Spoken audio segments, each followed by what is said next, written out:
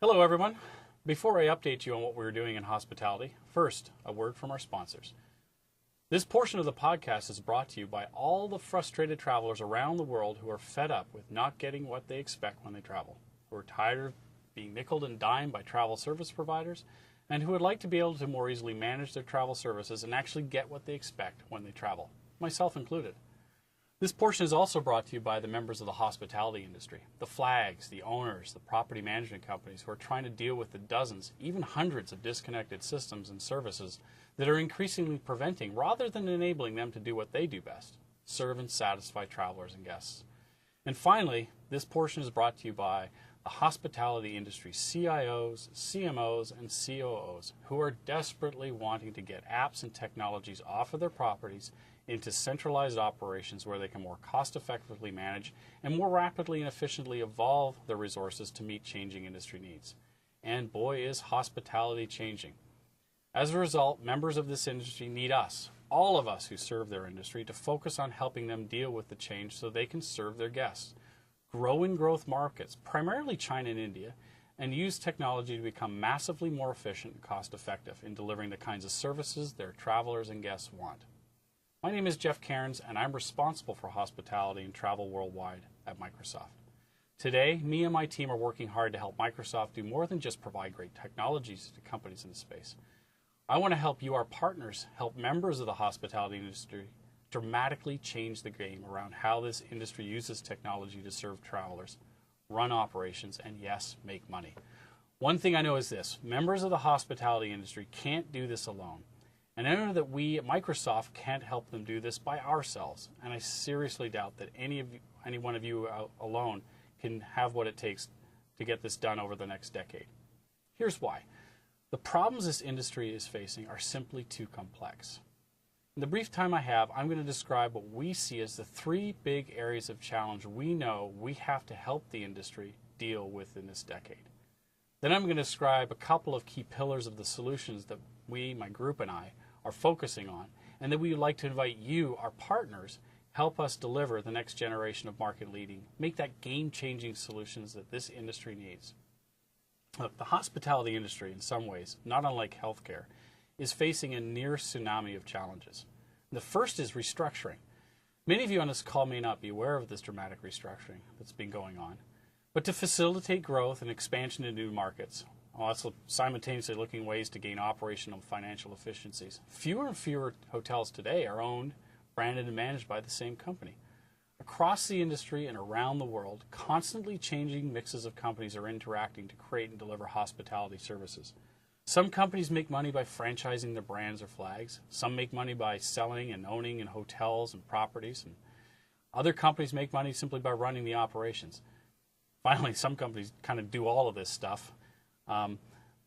And while this restructuring makes sense for many reasons, just think for a moment what this means in terms of systems technology, the infrastructure, the business intelligence, and so forth. As a result, in the wake of the worst decline in revenues this industry has seen probably in history, the need to find and the opportunity to radically introduce new strategies for managing operations and systems has never been greater. Well, the next massive challenge the industry faces relates to the consumer. The internet-empowered consumer today is smarter than ever and, except perhaps in the Far East, increasingly less brand loyal. And as a result, the hospitality industry is increasingly facing stiff competition, serious commoditization, and growing price pressures. This fact is compounded by another. Even the best-run hotel operations have to attract the right kind of travelers to the properties, or satisfaction will suffer. Just as internet-empowered consumers rely more and more on things like social media and third-party websites to plan, book, manage, and report on their travels, so too will members of the hospitality industry have to create new and more forward-looking customer interaction strategies supported by the right kinds of technologies and services that will enable them to better understand and attract the kind of travelers and guests they want and indeed need in order to be successful and profitable. And one more thing about the empowered consumer. Every day, consumers are being increasingly aware that information and data they share about themselves has value. And although different demographic groups have different concerns about privacy, every consumer wants something in exchange for letting someone else know something of value about their travels, their preferences, their behaviors, and so forth. Unfortunately today, the hospitality industry is just beginning to adequately grapple, and I mean really grapple, with the challenges that the internet-empowered consumer is creating. They simply don't have the systems, the data, the analytics, and resources to do so. The third big challenge is one of heritage. The members of the hospitality industry recognize that the way their back office systems and operations have evolved and the kinds of management approaches that they have today are really reflective of a time when technology was simple and each hotel was owned, managed, and operated locally as a single company. In other words, when they were more mom and pop type operations, rather than the kinds of complex business entities they've become today. Because of this, hospitality companies not only need next generation systems, but they also need different investment planning and management strategies to enable them to simultaneously deal with migrating their operations to new platforms and applications while still being able to focus on their core business. And that is making money by providing services to guests and travelers. This, of course, all adds up to opportunities for us as well as for our clients.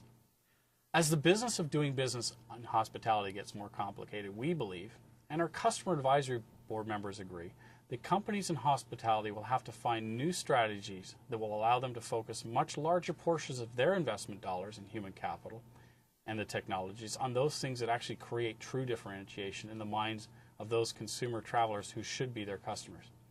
Conversely, they will have to find new strategies that will enable them to reduce their investments in those things that are important but non-differentiating.